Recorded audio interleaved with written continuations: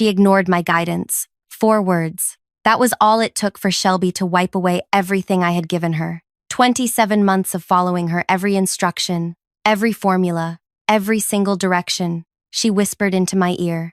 The board members sat watching, as she stood there with this look of hurt disappointment painted on her features, telling them how I had ruined batch after batch of industrial coding, how my careless work ethics had destroyed millions in product, how I refused to listen when she tried to help me do better. I could feel their judgment landing on my shoulders, all those important people in their business attire, looking at me like I was the problem that needed removing. Shelby kept talking, her voice dripping with regret about having to report my failures, about how she had tried so hard to mentor me, but I just would not learn. And I smiled, because Shelby had absolutely no clue what I had been doing while she thought I was just her obedient little worker bee. Before I tell you what happened in that room, I need you to do something for me. Thank you so much for listening to my story. It means everything that you are here, giving me your time. I know you could be anywhere else right now, but you chose to be here with me. Could you leave a quick comment letting me know where you are tuning in from? I read every single one, and it honestly makes my day to know people from all over are hearing what I went through. All right, let me take you back to where this whole thing started. My name is Faye, 29 years old, born and raised in a tiny apartment above a laundromat where the smell of detergent was just part of breathing. I never went to some fancy university, never had connections or family money to open doors. What I had was a community college chemistry certificate and a brain that would not stop asking questions about how things worked. I spent my 20s bouncing between lab jobs that paid barely enough to cover rent, always getting passed over for promotions because I did not have the right degree or the right last name or the right whatever excuse they invented that week. Then, I saw the job posting. Quality inspector at a facility that manufactured industrial coatings for bridges, buildings, ships, the kind of stuff that has to last decades in brutal weather. The pay was decent. The requirements matched what I actually knew. I applied that same night, rewrote my application 4 times to make sure every word was perfect. 3 weeks later, I got the call. My first day at that facility felt like winning something I did not know I was competing for.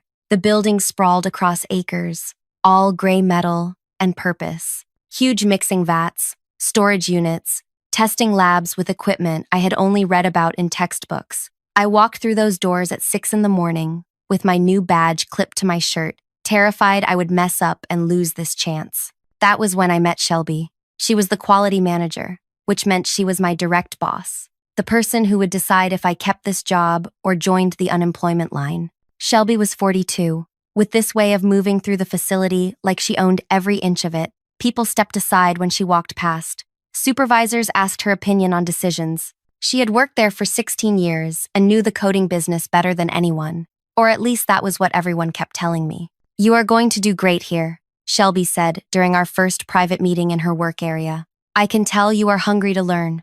That matters more than some expensive diploma." Her words felt like permission to finally belong somewhere. I wanted so badly to prove she was right about me. The training started immediately. Shelby walked me through the testing process. For every coding batch the facility produced, thousands of gallons would get mixed according to specific formulas. Then a sample would come to me.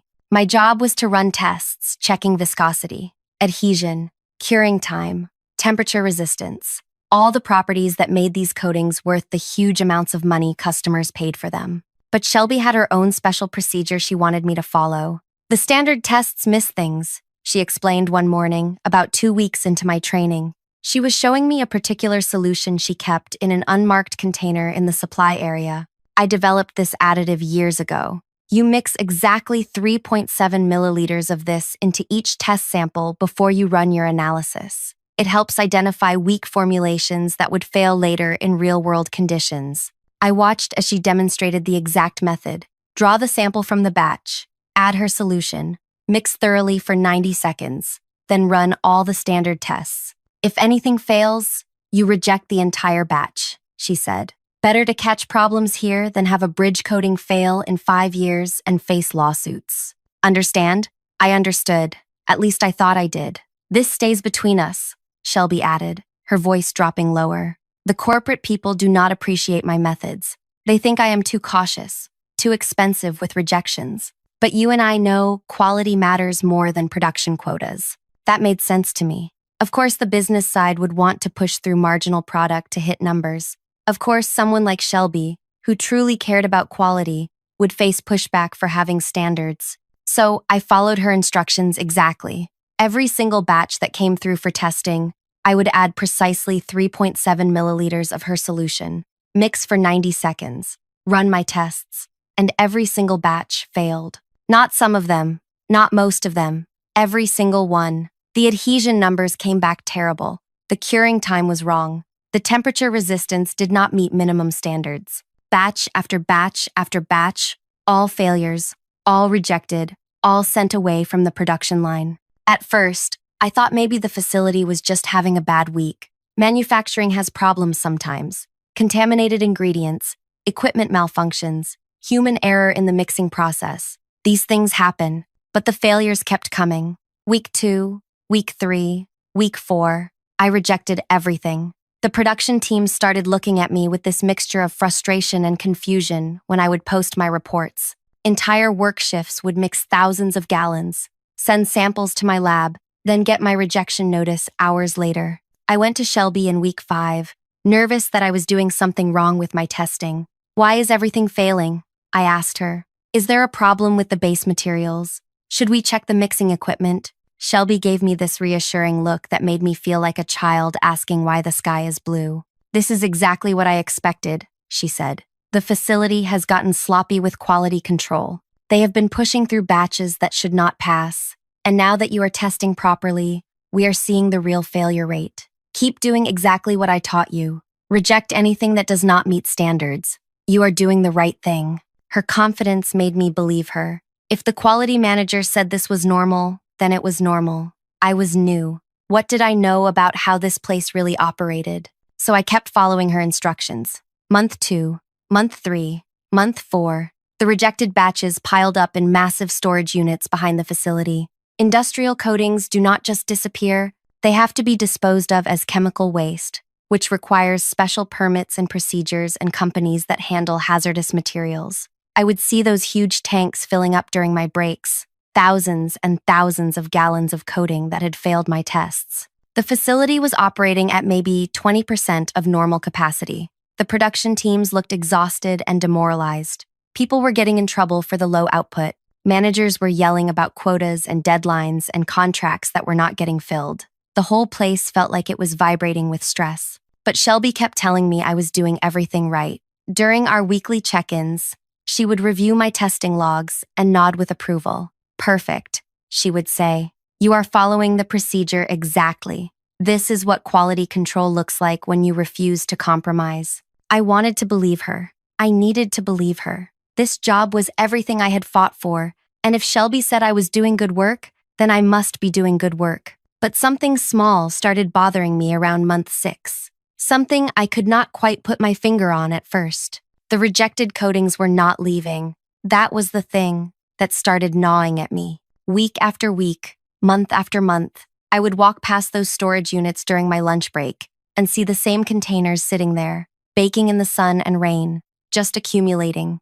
I asked the production supervisor about it in month 7. He just shrugged and said disposal was not his department. I asked the safety coordinator. She told me to check with management. I finally asked Shelby directly. "When is the waste disposal company coming to remove all those rejected batches?" Shelby did not even look up from her paperwork. "They have a schedule. It is handled. Focus on your testing, not on waste logistics." But something in the way she said it felt off, like a door closing in my face. I started paying closer attention. I would walk past the storage area at different times, checking to see if the levels ever went down. They never did. More coatings arrived every week from my rejections, but nothing ever left. By month 9, there were 19 massive storage units, completely full of what was supposed to be contaminated, worthless coating. That was when I did something I probably should not have done. I took a small sample home. I lived in a basement apartment that stayed cool year-round, and I had some basic testing equipment I had bought used over the years for personal projects. Nothing fancy, but enough to run simple chemical analysis. I wanted to understand what exactly was in Shelby's special solution, what it was doing to these coatings to make every single batch fail. The initial tests showed the solution was creating a contamination in the coating formula. It was adding compounds that interfered with proper curing and adhesion. Basically, it was sabotaging the product on purpose. But why would Shelby want to sabotage the coatings? That made no sense. She had worked at the facility for 16 years. This was her career. Why would she deliberately cause failures that were hurting the entire operation? I could not figure it out. So, I did what any confused person with a chemistry background would do. I let the sample sit while I thought about it. 4 weeks later, I ran the tests again on that same sample, just out of curiosity. My hands started shaking when I saw the numbers. The coating had changed. The contamination that Shelby's solution had introduced was not destroying the coating anymore. Instead, it had reacted with the other compounds over time, creating something completely different. The aged coating showed adhesion properties that were 30% better than the original specification. The temperature resistance had improved. The flexibility was extraordinary, way beyond anything the fresh coating could do. I ran the test 3 more times to make sure I was not making a mistake. Same results every time. The contamination combined with aging had accidentally created a superior product. I sat on my apartment floor at 2 in the morning, staring at those numbers, and suddenly, Shelby's entire operation made perfect sense. She was not sabotaging the company. She was creating a massive stockpile of contaminated coating that she could purchase as worthless chemical waste for almost nothing. Let it age into this transformed superior product, then sell it somewhere else for enormous profit. The company thought they were disposing of garbage. Shelby knew she was collecting gold. It was brilliant, completely illegal and unethical, but brilliant. And she had trained me to be her perfect accomplice without me even knowing it. I should have gone to the board right then. I should have exposed what she was doing. That would have been the correct, honest thing to do. But I did not do that. Instead, I started thinking about those 19 storage units full of aging coating, thousands and thousands of gallons that Shelby had spent 9 months accumulating, planning to eventually claim as her own. What if someone else got to it first? The idea felt dangerous and reckless and absolutely intoxicating. I spent 3 days researching chemical waste disposal laws, purchase agreements, industrial salvage rights. I learned that contaminated industrial waste could be purchased by private individuals for various purposes, including art projects, experimental research, or educational use. It was not common, but it was completely legal. I found the disposal company that had the contract with the facility, a place about 40 minutes away that handled hazardous materials. I called them and explained that I was interested in purchasing some contaminated industrial coating for a personal art installation project I was developing. The guy on the phone sounded bored. "What kind of volume are you looking at?" "Whatever you have available from the facility I work at," I said, trying to keep my voice steady. "I know they have been generating a lot of rejected batches lately." "Yeah, we are supposed to pick that stuff up eventually." "You want all of it? How much would that cost?" He put me on hold, came back 2 minutes later. "Company usually pays us to dispose of it, but if you want to buy it instead, saves us the disposal fees. We could do maybe 6 cents a gallon. It is contaminated, though. You cannot use it for any regulated purpose." 6 cents a gallon. I did math in my head. 19 storage units, each holding roughly 2,000 gallons. That was 38,000 gallons, times 6 cents, $2,280. I had 4,000 in savings that I had been keeping for emergencies. This qualified as an emergency, just not the kind I had ever imagined. "I will take it," I said. "You got somewhere to put 38,000 gallons of contaminated coating?" I did not, but I found a place. A warehouse space about an hour away, one of those old industrial buildings that rented storage by the month for cheap because they were far from everything and falling apart. The owner did not care what I stored as long as I paid on time and it was not explosives. 2 weeks later, I owned 38,000 gallons of coating that Shelby thought she was accumulating for herself. The disposal company emptied those storage units and transported everything to my warehouse. Cost me another $800 for the transportation. The facility management was probably relieved to finally have the waste removed. They had no idea who bought it. The disposal company had no reason to tell them. And Shelby? She had no clue anything had changed. To her, the coating was just sitting in disposal company storage somewhere, waiting for her to eventually purchase it and complete her scheme. But it was gone. It was mine. I kept working at the facility like nothing had happened, kept following Shelby's instructions exactly. kept adding her solution to every batch, running the tests, rejecting everything. Month 10, month 11, month 12. More rejected coding piled up in the storage units. And every few months, I would contact the disposal company and purchase it all over again. They thought I was just some weird artist with an unusual hobby. I paid my 6 cents per gallon and they cleared out the units. By month 20, I owned 67,000 gallons. By month 25, it was 78,000 gallons, all sitting in my warehouse, aging beautifully, developing those extraordinary properties that Shelby had accidentally discovered. I started filing patent applications, not for the coating formula itself, which belonged to the facility, but for the specific aging process and application methods I had documented. The patents went through under my name because I was the one who had systematically tested and recorded how the transformation worked. I reached out to manufacturers who used industrial coatings, did not tell them where the product came from, just sent samples, and asked if they would be interested in purchasing something with these properties. The responses were immediate and enthusiastic. Multiple companies wanted exclusive supply contracts. The coating I had could do things nothing else on the market could do. I was sitting on a fortune that Shelby had spent 25 months creating for herself, except now it was mine. She had absolutely no idea. During our weekly meetings, Shelby kept praising my work. "You are doing excellent. Keep following the procedures exactly." She seemed pleased with how smoothly her scheme was running. The facility kept producing coating.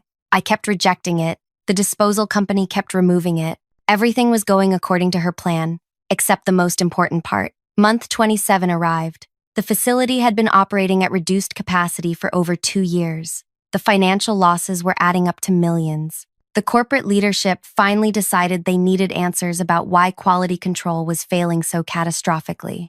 They called a board meeting, required attendance for all department heads and key personnel. That included Shelby. That included me. I walked into that meeting room at 9 in the morning wearing my normal work clothes, carrying nothing except a small folder. The board members sat along one side, 5 serious people in business attire who looked like they had not smiled in decades. The facility director was there, production managers, financial officers, and Shelby, sitting calm and composed like someone who had prepared for this moment. The facility director started the meeting by laying out the numbers. Production down 78% over 27 months. Millions in losses. Customer contracts unfulfilled. The company reputation damaged. Then he turned to Shelby. "You are the quality manager. Explain what happened." Shelby stood up. She had this expression of deep regret painted on her features, like someone about to deliver painful but necessary truth. "I take full responsibility for not catching this sooner," she began. "When I hired Faye as our quality inspector, I believed she had the skills and dedication needed for the position. I personally trained her on our testing procedures, walked her through every protocol, gave her clear guidance on how to maintain our quality standards." She paused, letting her words settle in the room. But despite my repeated attempts to mentor her, Faye consistently ignored my guidance. She used improper testing methods that produced false failure results. Month after month, I tried to correct her approach, but she refused to follow the established procedures. Her inability to perform proper quality control created this disaster. The board members turned to look at me. I could feel their judgment, their disappointment, their belief that Shelby was telling the truth. "She ignored my guidance," Shelby said, her voice heavy with manufactured sadness. "And this is the result." 4 words that were supposed to erase 27 months of my life and pin everything on me. I smiled. Shelby looked at me with this expression like she had already won, like my future was sealed and signed. The board members were still staring, waiting for me to defend myself or break down or do whatever people do when they get blamed for destroying millions of dollars. Instead, I opened my folder and pulled out a single sheet of paper. "You are absolutely right, Shelby," I said, my voice steady. "I followed your guidance exactly." Confusion flickered across her face. That was not the response she expected. "Every single batch that came through my lab, I did precisely what you taught me. Added exactly 3.7 milliliters of your special solution. Mixed for 90 seconds. Ran the tests. Rejected everything that failed. I have 27 months of documentation showing I followed your instructions perfectly." The room got very quiet. One of the board members leaned forward. "What solution?" she asked. I looked directly at Shelby. The contamination additive she told me to use before testing each batch. She said it helped identify weak formulations. She said the corporate people would not understand her methods. She said this was how proper quality control worked. Shelby's expression started to crack. That is not, I never told you to contaminate. You are twisting what I said during training. Am I? I placed the paper on the surface in front of the board. It was a chemical analysis of Shelby's solution.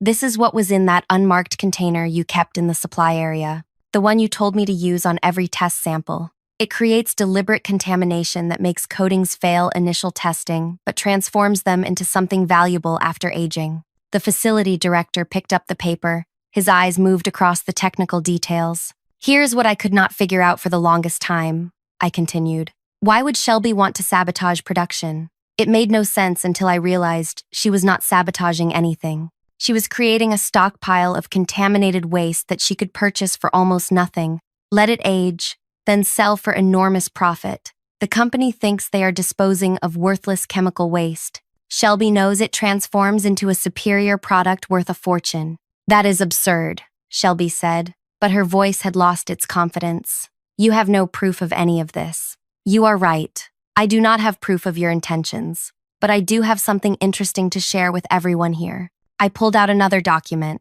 This is a receipt from the chemical waste disposal company. 27 months ago, I purchased 38,000 gallons of contaminated coating from them. The coating that had been rejected from this facility. The coating sitting in disposal company storage. Shelby's face went blank, completely empty of expression. Over the next 18 months, I continued purchasing every batch of rejected coating. 78,000 gallons total. Cost me about $4,700 since I was buying contaminated waste at 6 cents per gallon. The board members were all staring at me now.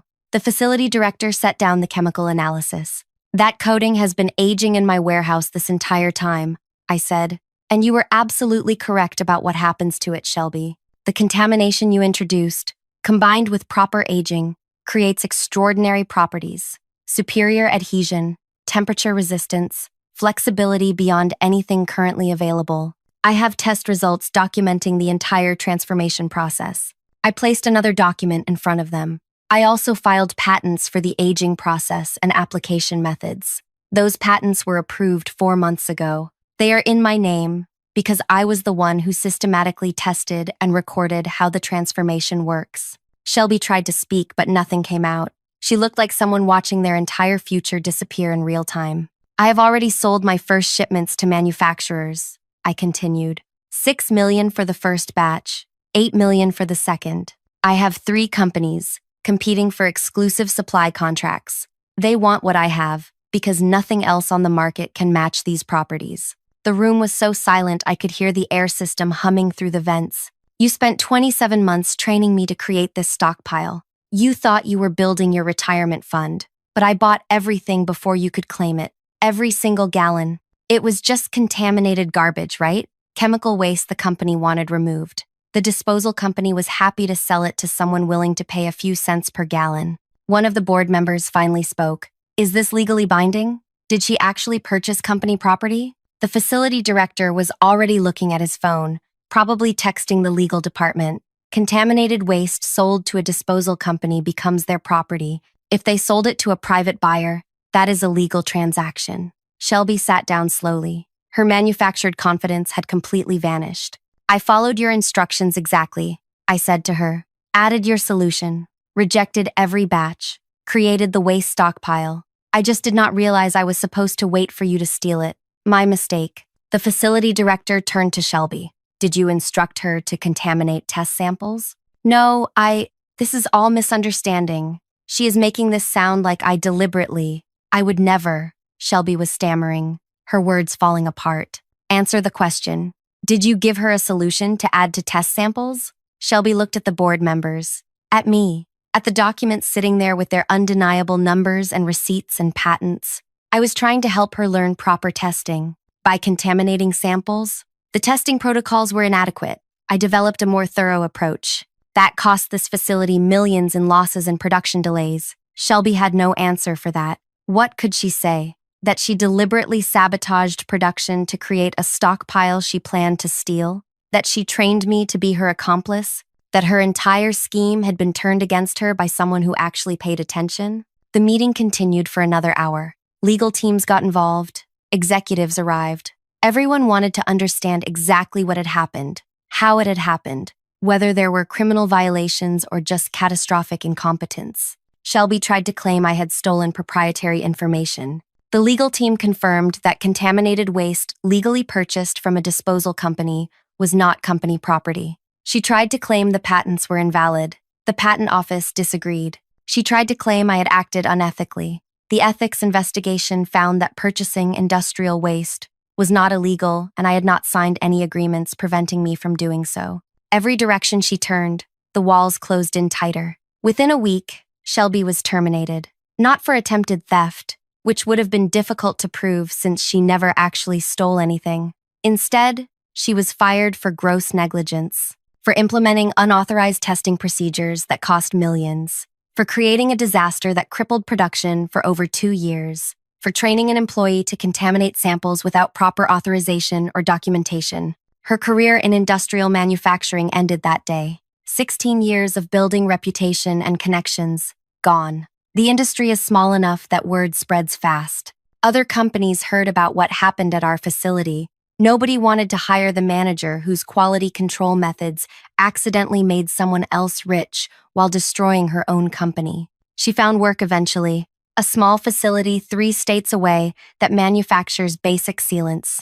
A tiny operation with maybe 15 employees. She makes a fraction of her old position, works under someone else, has no authority, no reputation, no future advancement. Sometimes I wonder if she thinks about those 78,000 gallons, the fortune she accidentally created, the superior coding she discovered through her scheme, the employee she trained so well that I understood the process better than she did. As for me, my 3rd shipment sold for $9.5 million, my 4th for $11 million. The manufacturers I work with now are begging for more supply. I have contracts extending 3 years into the future. The warehouse I rent has expanded to 3 buildings. I hired a team to manage production and quality control because I cannot handle the volume alone. The facility where I used to work? They came to me 6 months after that board meeting, sent representatives with a proposal to purchase my coding, to license my patents, to bring this revolutionary product back to the company where it was accidentally discovered.